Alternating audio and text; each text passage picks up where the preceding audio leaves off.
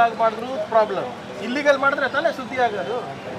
ಇಲ್ಲಿಗಾಲಿಟಿ ಏನಿದೆ ಅದು ತೋರಿಸ್ಲಿ. ಬಿಜೆಪಿಯವರು ಆಯ್ತಲ್ಲಪ್ಪ, ಈಗ ಎಷ್ಟು ಕೇಸ್ಗಳು ಆಯಿತು. ಈಗ ನನ್ನ ರಾಜೀನಾಮೆ ಕೇಳಿ 4 ಸರಿ ಆಯ್ತಲ್ರಿ ಬಿಜೆಪಿಯವರು, ಆಯ್ತಾ ಇಲ್ಲ? ಯಾಕೆ ವಿಜೇಂದ್ರ ಅವ್ರು ಯಾಕೆ ಬಂದಿಲ್ಲ ಕಲಬುರಗಿ ಪ್ರೊಟೆಸ್ಟಿಗೆ?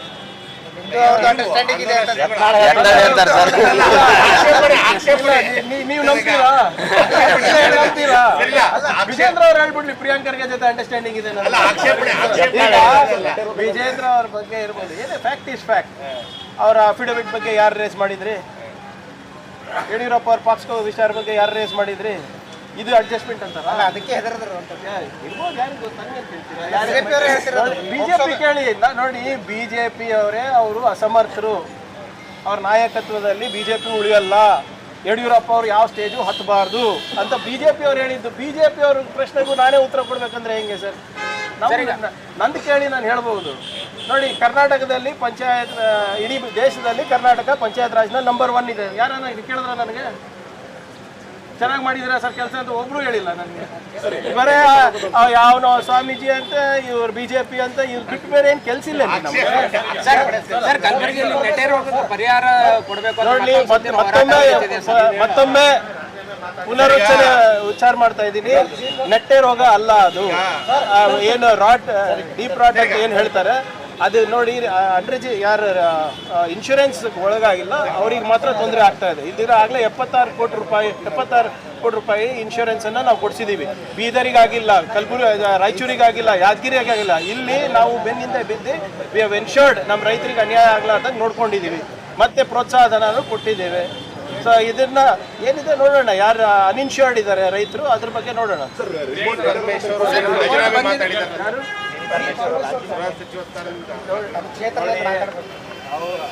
ಯಾವ ಸಂದರ್ಭದಲ್ಲಿ ಮಾತಾಡಿದ್ರು ಅಂತ ನನಗೆ ಗೊತ್ತಿಲ್ಲ. ಏನೋ ಅವರೇ ಕಾರ್ಯಕರ್ತರ ಜೊತೆ ಇರ್ತೀನಿ ಅಂತ ಏನೋ ಹೇಳಿದಾರೆ ಅಂತ ಕೇಳ್ಪಟ್ಟಿದ್ದೀನಿ ಅಷ್ಟೇ, ಅದ್ರ ಬಗ್ಗೆ ಹೆಚ್ಚಿನ ಮಾಹಿತಿ ಇಲ್ಲ. ಕುಮಾರಸ್ವಾಮಿ ಅವರು ಕಾಂಗ್ರೆಸ್ ಸರ್ಕಾರ ಯಾರು ಮಾತಾಡೋಕೆ ಕೇಳ್ತಾ ಇದ್ದಾರೆ? ನಿಮ್ಗೆ ಅಸಹ್ಯ ಆಗ್ತದೆ, ಯಾರು ಮಾತಾಡೋಕೆ ಕೇಳ್ತಾ ಇದ್ದಾರೆ? ನಾವೇನಾದ್ರೂ ಹೋಗಿ ಕೇಳಿದೀವ? ಕಾಂಗ್ರೆಸ್ ಪಕ್ಷದ ವೈಖರ್ಯ ಹೆಂಗೆ ನಡೀತಾ ಇದೆ, ಸರ್ಕಾರ ಹೇಗೆ ನಡೀತಾ ಇದೆ ವಿಶ್ಲೇಷಣೆ ಮಾಡಿ ಅಂತ ನಾವೇನಾದ್ರೂ ಕೇಳಿದಿರ? ಪ್ರಬಂಧ ಬರ್ಕೊಡಿ ಅಂತ ಹೇಳಿದಿರ? ಅವ್ರು ನಿಜವಾಗ್ಲೂ ಮಾತಾಡ್ಬೇಕು ಅಂದ್ರೆ ಅಸಹ್ಯ ಆಗ್ತಾ ಇದ್ರೆ ಅವ್ರಿಗೆ ಅಸಹ್ಯ. ಅವ್ರ ಮನೆ ಮಕ್ಕಳು ಮಾಡಿದ್ರಲ್ಲ ಅದು ಅಸಹ್ಯ, ಅದ್ರ ಬಗ್ಗೆ ಮಾತಾಡ್ತಾರ? ಸುಮ್ಮನೆ ಪದೇ ಕಾಂಗ್ರೆಸ್ ಬಗ್ಗೆ ಮಾತಾಡೋದು ಅಸಹ್ಯ, ಸಿದ್ದರಾಮಯ್ಯ ಅವ್ರ ಬಗ್ಗೆ ಮಾತಾಡೋಕೆ ಅಸಹ್ಯ, DK ಶಿವಕುಮಾರ್ ಸಾಹೇಬ್ರ ಬಗ್ಗೆ ಮಾತಾಡೋಕೆ ಅಸಹ್ಯ. ಏನಿದು? ಅವ್ರ ಮನೆ ಮಕ್ಕಳು ಮಾಡಿದೆಲ್ಲ ಅದು ಬಹಳ ಚೆನ್ನಾಗಿತ್ತಾ? 144 ಹಾಕಿದ್ರೆ ನಮಗೆ ಪ್ರೊಟೆಸ್ಟ್ ಮಾಡೋಕ್ಕೂ ಅವಕಾಶ ಕೊಡ್ತಿಲ್ಲ ಅಂತ ನೋಡಿ. ಯಾವ ಬಡ ಬಿಜೆಪಿ ಪ್ರೊಟೆಸ್ಟ್ ಮಾಡ್ತಾ ಇರೋದು ಅದೇ ಹೇಳಿದ್ರಿ. ಬಿಜೆಪಿ ಯಾವ ಬಡ ಪ್ರೊಟೆಸ್ಟ್ ಮಾಡ್ತಾ ಇರೋದ್ರಿ ಅದು ನನ್ಗೆ ಕ್ಲಾರಿಟಿ ಕೊಡಿ. ವಕ್ಫ್ದು ಒಂದು ಬಡ ಮಾಡ್ತಾರೆ ಅಂತ ಹೇಳಿದ್ರು, ಮಾಡಿಲ್ಲ. ಇನ್ನ ಒಂದು ಯಾವುದೋ ಬೇರೆ ದರ ಏರಿಕೆ ಬಗ್ಗೆ ಮಾಡ್ತೀನಿ ಅಂತೂ ಮಾಡಿಲ್ಲ. ಈಗ ಉದಯಗಿರಿ ಬಗ್ಗೆನೂ ಮಾಡ್ತಾ ಇದ್ದಾರಂತೆ. ಯಾವ್ದು ಬಣದ ಪ್ರೊಟೆಸ್ಟ್ ಇದೆ ಅಂತ ಗೊತ್ತಾದ್ರೆ ನಾವು ಹೇಳ್ಬೋದು. ಇಲ್ಲ, ಅದು ಅಧಿಕೃತ ಬಿಜೆಪಿನ ಅನಧಿಕೃತ ಬಿಜೆಪಿನ ಗೊತ್ತಾದ್ರೆ ಅದ್ರ ತಕ್ಕಂಗೆ ಸೆಕ್ಷನ್ ಹಾಕಿರ್ಬೋದು. ಆಮೇಲೆ ಬಿಜೆಪಿ ಅವರು ಬಹಳ ಸ್ಪಷ್ಟವಾಗಿ ಹೇಳಿಕ್ಕೆ ನಾನು ಬಯಸ್ತಾ ಇದ್ದೀನಿ, ಅಲ್ಲಿ ಹೋಗ್ತಾ ಇರೋದೇನಕ್ಕೆ? ಅಲ್ಲಿ ಈಗ ಎಲ್ಲ ಆದ್ಮೇಲೆ ಹೋಗ್ತಾ ಇರೋದೇನಕ್ಕೆ? ಈಗ ಮೊನ್ನೆ ತಾನೇ ಪ್ರತಾಪ್ ಸಿಂಹ ಅವ್ರ ಮೇಲೆ ದ್ವೇಷದ ಭಾಷಣ ಮಾಡಿದ್ದಾರೆ ಅಂದ್ಬಿಟ್ಟು ಕೇಸ್ ಆಗಿದೆ. ಇದ್ರ ಉದ್ದೇಶ ಏನಿದೆ? ಕರ್ನಾಟಕದಲ್ಲಿ ಕಾನೂನು ಸುವ್ಯವಸ್ಥೆ ಹಾಳು ಮಾಡಬೇಕಂತ ದುರುದ್ದೇಶದಿಂದನೇ ಇವರೆಲ್ಲ ಮಾಡ್ತಾ ಇರೋದು.